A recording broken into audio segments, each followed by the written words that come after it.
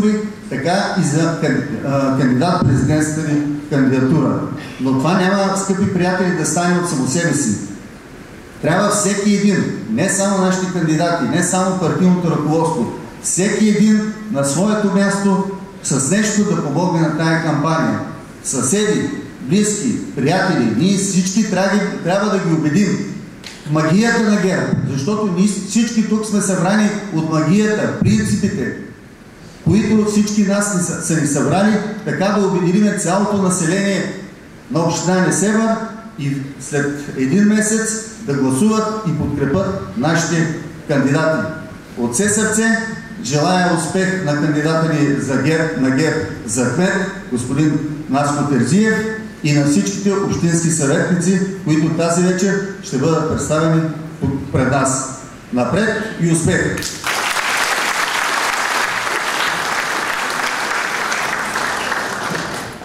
Благодаря на господин Драгонаров. Сега предстои да ви представя един отбор, много силен отбор. Отбора на кандидатите за общински съветници и кметове на ГЕРБ в община Несебър. Ще ги поканя един по един на сцената и се надявам много силно да ги подкрепите. Екатерина Василева, заповядайте. Екатерина Василева е банков служител.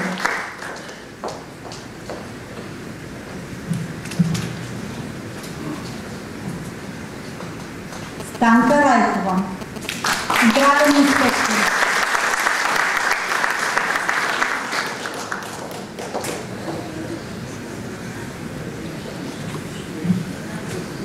Пенка Драганова. Пенка Драганова е фармацевт и е кандидат за кмет на Тънково.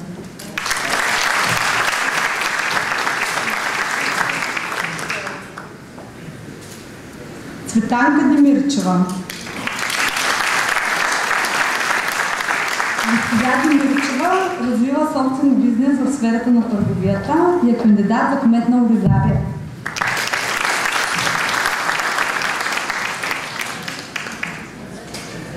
Николай Червенков. Технически ръководител, кандидат за кмет на Равда.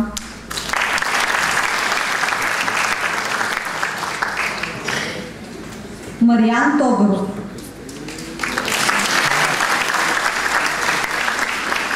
Господин Тодоров е управител на Билно селище. Любчо Тодоров.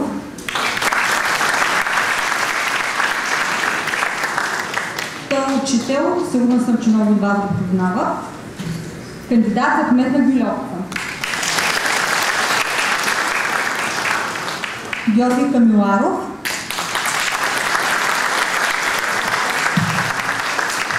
Това е счетоводителя в отбора на групата и е кандидат за кмет на Кошарица. Руска Озунова. Експерт в община Несебър. Кандидат за кмет в Свети Влас.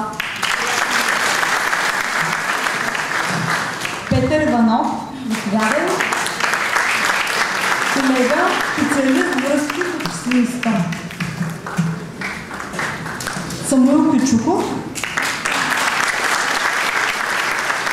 Господин Пичуков е служител в търговска фирма. Димитрина Ярамова.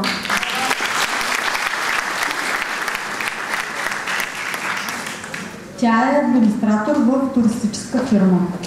Заповядайте.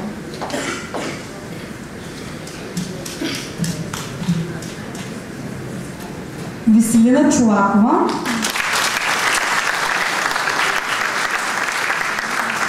Директор на професионална гимназия по туризъм Иван Вазов в Слънчев бряг.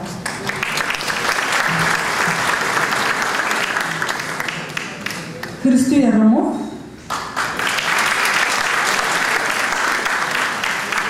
Той развива собствен бизнес в областта на търговията.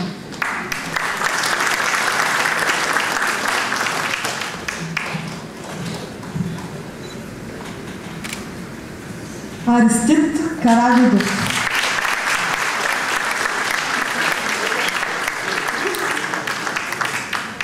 Той развива собствен бизнес също в сферата на търговията, на туризма, съжалявам. Има целен опит в работата по привличане на чуждестранни инвеститори, натрупан в работата му в национална компания Индустриални зони. Станислав Танев.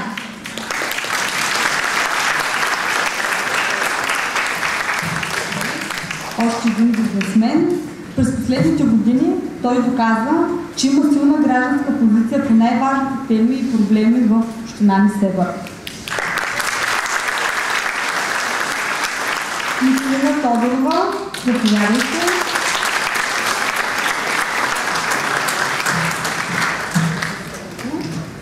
Тя развива собствен бизнес в сферата на недвижимите имоти, настоящ общински съветник от ГЕРБ с активна позиция в сферите на социалната политика, културата и спорта.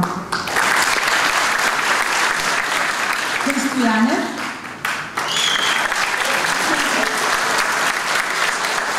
Той развива собствен бизнес в сферата на интернет технологиите. Кандидат за кмет на град Обзор, председател на местната структура на партия ГЕРБ в града, разчитаме да промени статуквото, което продължава вече 14 години, за съжаление. Време е Обзор да има нов енергичен кмет и аз вярвам, че това ще е успех. Владко Димитров.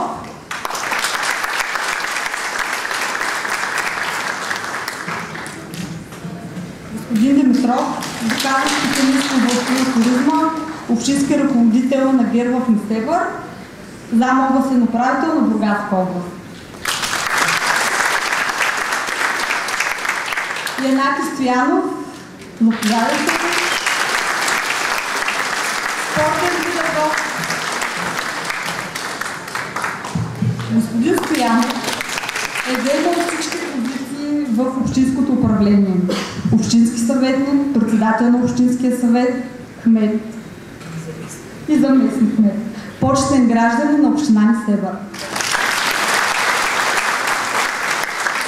И господин Терзиев, заповядайте.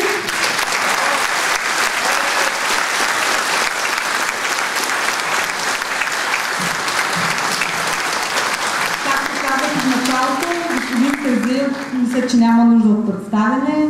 Водач на листата на партия ГЕРБ в община Несебър и кандидат за кмет на партията, т.е. бъдещия кмет на Несебър.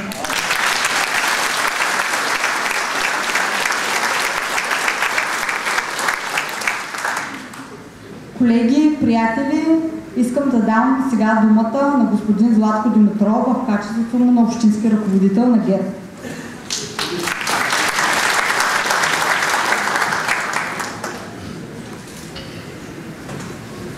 Скъпи съмишленици и приятели, уважаеми гости! Днес сме се събрали, за да покажем, че политическа партия ГЕРБ е по-силна от всякога. Че политическа партия ГЕРБ се доказва категорично в управлението на страната. Че можем и имаме силите, възможностите и капацитета в лицето на нашите достойни кандидати да управляваме и община Несебър. Да докажем това както на нашите противници, така и на самите нас. Затова искам ясно да ви кажа, след като политическа партия ГЕРБ стана първа политическа сила на парламентарните избори преди 2 години, сега трябва да станем отново първа политическа сила и по места. Имаме възможности да го направим. Можем да го направим. И трябва да го направим за благото на нашите съграждани и съселени. Днес ние ще опровергаем и критиките на нашите опоненти, които се готвят още по-настървено да експлоатират обществените страхове, да подклаждат недоверие. Затова заявявам ясно. Политическа партия ГЕРБ има кадрови и експертен потенциал да управлява Несебър. В лицето на нашия кандидат за кмет Атанас Терзиев, който всички жители в община Несебър добре познават и уважават неговата активна гражданска позиция. В лицето на нашите кандидати за общински съветници и кметове на населени места.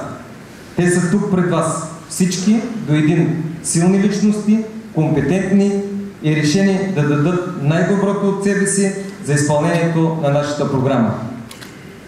Ние всички в Политическа партия ГЕРБ сме твърдо убедени, че община Несебър може и ще има своето достойно европейско развитие. Благодаря ви.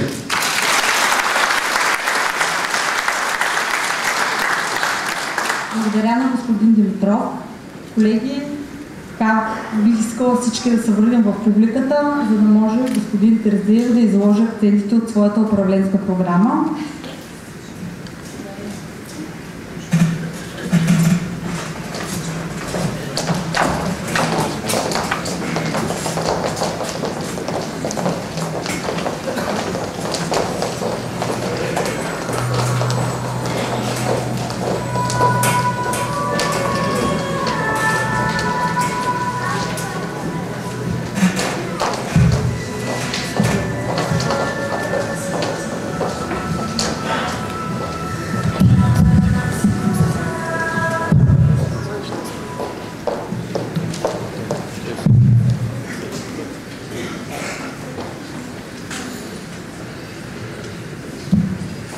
Здравейте и от мен.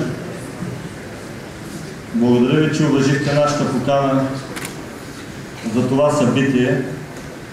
Събитие на Политическа партия ГЕРБ, на членовете, симпатизантите, сътрудниците и всички вие хора, които сте и наши приятели, които дойдохте в този важен за нас ден да ни подкрепите.